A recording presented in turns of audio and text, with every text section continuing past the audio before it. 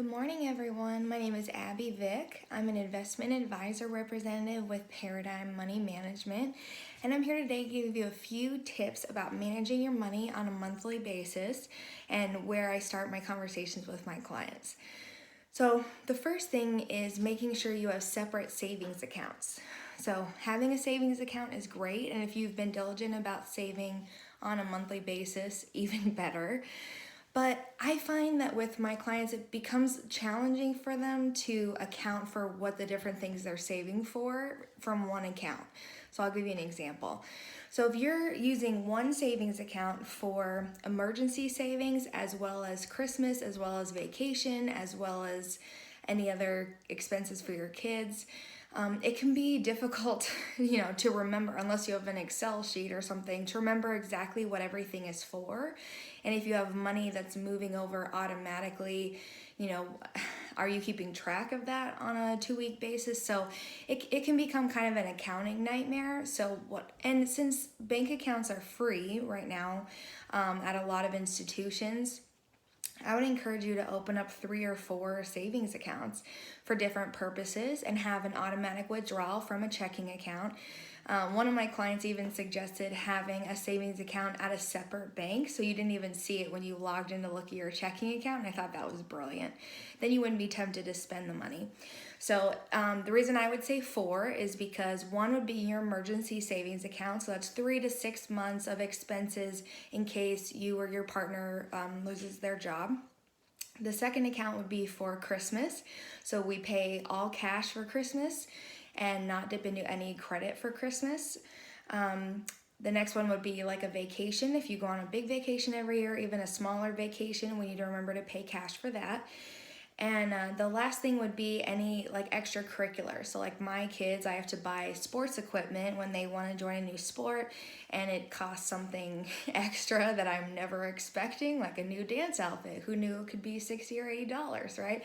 So it's just something that I have additional that might come up, or even the yearly registration for your car that came up for me recently, and that was a pretty big hit as well. So I would say separate savings accounts there. Then on a monthly basis, we should be remembering to calculate what our freedom dollar is.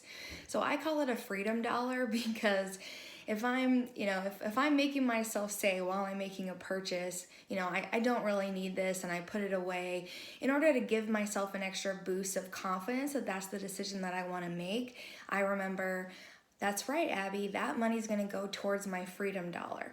And it's a freedom dollar because that money, I can make whatever decisions I want to with that money, right? That's the money that's going to create financial freedom for my future.